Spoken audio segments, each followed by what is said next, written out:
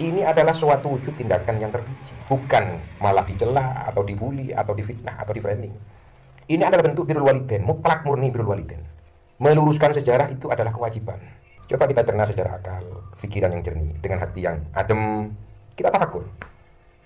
Melihat apa tidak narasi framing pengkaburan sejarah, mendengar apa tidak, dari podium ke podium, dari pentas ke pentas, baik di dunia nyata ataupun di medsos, semua terjadi dan sekarang masih terjadi. Dan para pelaku-pelakunya, oknum-oknumnya, enggan untuk mengakui, apalagi meminta maaf. Al-Fakir tidak menyebut nama ya. Kalau saya berani menyebut nama Pak Hasmai, CS ini ya harus refleksi. Bung Rizik Sihab, Imam Besar Petamburan ya refleksi dirilah. Dan termasuk Ketua RA. Bahkan kalau perlu Abah Lutfi juga harusnya melakukan permohonan maaf. Kenapa? Karena jelas sekali bagaimana makam-makam palsu yang ada, bagaimana pembelokan sejarah NU, bagaimana pembelokan sejarah Jatman, indikasinya sangat kuat mengarah ke beliau. Yang waras tidak boleh mengalah terhadap mereka para pencuri agama yang menjadikan agama sebagai alat politik. Assalamualaikum warahmatullahi wabarakatuh. Om Swastiastu, Namo Buddhaya, salam kebajikan. Kembali bersama 9.0 TV dari Buta Pandita Lobi Kabupaten Bulukumba. Video yang saya cuplikan di awal itu adalah merupakan salah seorang Al-Fakir, ulama muda Nahdlatul Ulama, yang saya kira sangat luar biasa penyampaiannya terkait dengan kisruh nasab Kelambak Lawi.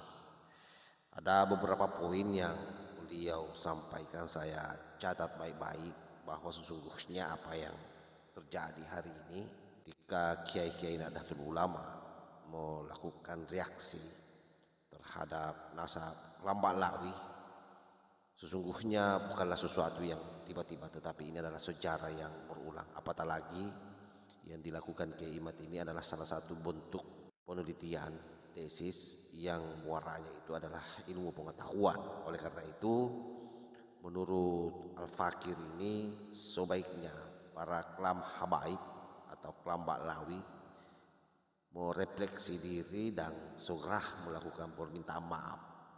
Kenapa demikian? Karena bagaimanapun juga seluruh ulama-ulama Nahdlatul Ulama yang berkecimpung di dalam perdebatan atau diskursus soal nasab ini betul-betul menjadi balance atau penyeimbang dari apa yang menjadi kelakuan-kelakuan habaib selama ini di Nusantara. Dan saya kira di mana-mana kita lihat viralnya video bagaimana mereka melakukan hujatan terhadap ulama-ulama NU, bagaimana mereka mendegradasi suriat daripada Wali Songo, belum lagi pencangkukan atau mengkloning makam secara sengaja, belum lagi secara berdirinya bangsa ini, sejarah berdirinya Nahdlatul Ulama, sejarah berdirinya Jatman, semua dibelokkan oleh oknum Kelambak Lawi. Oleh karena itu memang penting bagi mereka untuk menyadari hal tersebut dan secara terbuka melakukan permohonan maaf. Coba kita simak seperti apa penyampaian beliau, dan saya berharap teman-teman bisa fokus karena ini sangat luar biasa, sejuk, tapi juga sangat nilai dan substansi dari diskursus soal nasab ini. Dari Sabang sampai Merauke, polemik yang sekarang lagi terjadi itu sebenarnya hanyalah sebagai reaksi saja.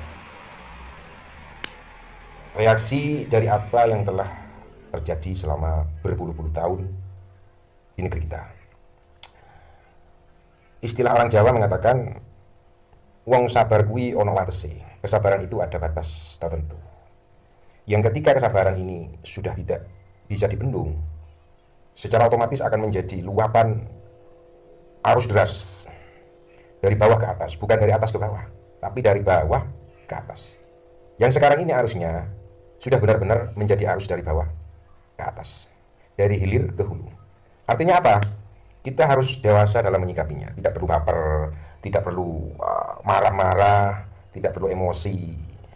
Toh kita ini sebenarnya kan hanya penikmat dari jerih payah leluhur, penikmat dari perjuangan leluhur, penikmat dari pengorbanan leluhur. Yang mana leluhur di Nusantara ini para mujahidin wal mujahidat, para pejuang, ini telah mengorbankan waktu, pikiran, tenaga, mengorbankan nyawa, bersimbah darah. Kita hanya penikmat, itu harus kita akui.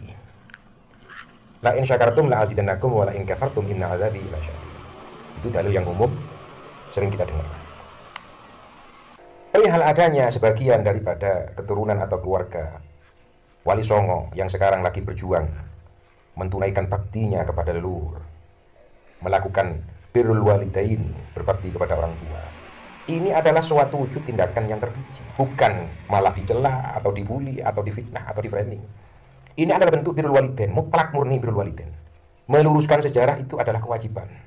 Menjaga silsilah nasab leluhur keluarga orang tua itu adalah kewajiban, perintah agama, perintah Rasul. Kita harus sepakat masalah ini. Jadi tidak boleh di framing-framing yang bukan-bukan, apalagi negatif. Gitu. Adanya narasi-narasi dari podium-podium, dari sebagian kiai, ulama, Gus Tubagus, Bindoro, itu adalah penyeimbang saja. Penyeimbang atas adanya rasisme-rasisme yang selama ini terjadi. Mau tidak mau kita harus mengatakan iya dan ada. Mulai dari penyelewengan sejarah Nusantara, ya, pengkaburan sejarah Nusantara, terus dilanjutkan lagi menyelewengkan atau merubah nasab dari Wali Songo. Ditambah lagi fakta fenomenal yang sangat-sangat menyayat hati. Pengklaman secara sepihak atas keluarga Wali Songo, atas keluarga Keraton Mataram, Keraton Cirebon, Keraton Banten. Ini sangat menyayat hati. Ditambah lagi pengkaburan sejarah Nahdlatul Ulama. Ada sejarah-sejarah yang dibelokkan dari Nahdlatul Ulama. Ada sejarah yang ditambahi dari proses pendirian Nahdlatul Ulama. Ini sangat menyayat hati. Mau tidak mau kita harus mengatakan iya ada, memang ada dan memang sudah terjadi. Kalau kita menolak atau menafikan atas sesuatu yang terjadi ini, tidak pernah terjadi apa-apa di negeri ini alangkah naifnya kita, alangkah munafiknya. Seakan-akan mata kita tidak pernah melihat apa-apa, seakan-akan telinga kita tidak pernah mendengar apa-apa. Coba kita cerna secara akal, pikiran yang jernih, dengan hati yang adem, kita tafakur. Melihat apa tidak narasi framing pengkaburan sejarah, mendengar apa tidak, dari podium ke podium, dari pentas ke pentas, baik di dunia nyata ataupun di medsos, semua terjadi dan sekarang masih terjadi. Dan para pelaku-pelakunya, oknum-oknumnya enggan untuk mengakui, apalagi meminta maaf. Jadi percuma kalau sebagian dari keluarga Wali Songo, zuriat Wali Songo, sebagian tokoh ulama, kiai dan lainnya meminta untuk tabayun, klarifikasi. Jawabannya sesuatu hal yang sangat mustahil. Jawabannya adalah impossible, yumkin, tidak mungkin terjadi. Kenapa? Jawabannya sederhana. Salah satu kiai juga zuriat daripada Wali Songo yang bernama Kiai Ali Badri dengan kiai-kiai yang lainnya, termasuk keluarga dari pesantren Genggong, keluarga dari Madura, keluarga dari Keraton Cirebon Banten. Ini sudah melakukan hal yang sama, melakukan usaha untuk tabayun, melakukan usaha untuk klarifikasi, dan melakukan usaha untuk duduk bersama dengan Rabithah Alawiyah. Namun apa yang beliau para kiai-kiai ini, terutama Kiai Ali Badri, yang didapatkan bukan welcome, bukan pintu yang terbuka, bukan ahlan wa sahlan, akan tetapi penjagalan di tengah jalan, pintu ditutup, framing yang didapatkan, fitnah yang terlontarkan. Itu fakta telah terjadi mulai dari 2005 sampai 2018 kemarin, 5 tahun kemarin. Yang sekarang terjadi adalah bom waktu yang sudah waktunya meletus. Jadi untuk para sebagian saudara kita yang lebih pro ke sebelah, jawabannya buka mata, buka telinga, buka hati. Kita sama-sama saudara pada intinya. Kita tidak menuntut apa-apa, belum. Kita tidak menuntut apa-apa. Para kiai-kiai ini tidak menuntut apa-apa. Sebagian kiai-kiai ulama ini tidak menuntut apa-apa. Yang diminta cuman kejujuran. Yang diminta cuman tepos liro. Yang diminta adalah saling asah, saling asuh, saling menghargai. Jangan lagi ada framing kepada kiai. Jangan lagi ada framing terhadap keluarga keraton. Jangan lagi ada framing terhadap sebagian zuriat Wali Songo. Jangan. Ini akan menyulut api yang akan terus menggelinding menjadi bola salju nantinya. Kita sajikan tontonan yang sejuk terhadap masyarakat terkait penelitian Kiai Imaduddin. Itu adalah ilmiah, babakan ilmu, ya, fasalnya ilmu.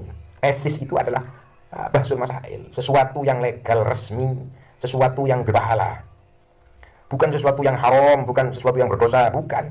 Dan ini sudah terjadi berpuluh-puluhan kali dari abad ke abad, min zaman ila zaman. Boleh di cross check, mulai daripada zaman sahabat Rasul, zaman tabi'in, zaman daripada Imam Arba'ah, Madzhabul Arba'ah, wa jami'i talamidihim. Pernah terjadi dan akan terjadi. Tesis ilmiah Kiai Imaduddin, penelusuran sejarah daripada Kiai Ali Badri, penelusuran nasab yang dilakukan oleh keluarga Wali Songo. Ini adalah sesuatu yang diulang saja, pengulangan peristiwa saja. Bedanya, beda waktu, beda tahun, beda nama, beda tokoh. Antara Yahudi, Nasrani, Israel, Bani Israel, ini adalah pengulangan sejarah. Pengulangan sejarah saja.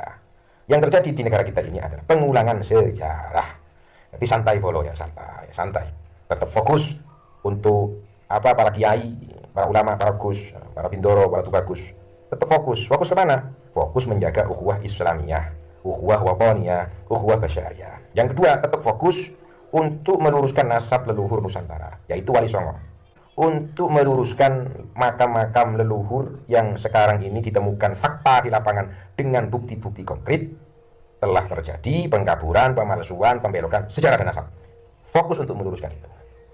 Untuk meluruskan maksar atau perjuangan dan thariqah para kiai salafun saleh, para kiai sepuh, terutama para kiai di Nahdlatul Ulama. Jangan sampai keluar dari thariqah Nahdlatul Ulama, jangan sampai keluar daripada qanun asasi Nahdlatul Ulama. Kenapa? Karena harokah dan muharrik di Nahdlatul Ulama itu adalah kelanjutannya daripada thariqah Auliyaut Tis'ah, kelanjutan daripada Wali Songo. Kalau ingin tahu dan mengenal bagaimana Wali Songo, seperti apa Wali Songo, lihat kiai-kiai Nahdlatul Ulama. Bagaimana kiai-kiai Nahdlatul Ulama? Mereka itu adalah penerus zahir batin Wali Songo, penerus daripada Rasulullah SAW, baik dari sanad ilmu ataupun sanad dam. Jadi dibuat santai, dibuat sederhana saja, bukan sesuatu yang harus memaksa kita untuk saling bertengkar, bertikai, saling membenci, apalagi terjadi permusuhan. Ma yanfa, tidak ada manfaatnya.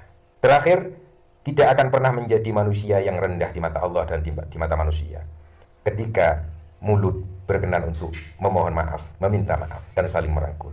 Akui apa yang salah adalah sesuatu kesalahan, dan puji sesuatu yang baik adalah sesuatu kebaikan. Itu adalah sifat daripada al-ulama warathatul anbiya. Hadam ini mudah-mudahan ada manfaatnya dari Al-Fakir yang bukan siapa-siapa. Al-Fakir hanya sebagian dari warga negara Indonesia yang tidak penting. Mudah-mudahan bermanfaat untuk kita semua. Wallahu al-muwaffiq ila aqwamit thoriq. Wassalamualaikum. Mudah-mudahan video ini ditonton oleh para Lambak Lawi dan juga para muhibbin, sehingga kemudian mereka sadari betul bahwa apa yang dilakukan oleh ulama-ulama NU sesungguhnya ini adalah membantu mereka untuk bisa sadar dari kelakuan-kelakuan yang selama ini dia perbuat. Terutama saya kira juga ini adalah Bahar Smai, karena tadi Al-Fakir tidak menyebut namanya. Kalau saya berani menyebut nama Bahar Smai, CS ini ya harus refleksi. Bung Rizik Sihab, Imam Besar Petamburan, ya refleksi dirilah. Dan termasuk Ketua NA. Bahkan kalau perlu Abah Lutfi juga harusnya melakukan permohonan maaf. Kenapa? Karena jelas sekali bagaimana makam-makam palsu yang ada, bagaimana pembelokan sejarah NU, bagaimana pembelokan sejarah Jatman, indikasinya sangat kuat mengarah ke beliau. Jadi harus legowo, menyadari ini dan melakukan permohonan maaf.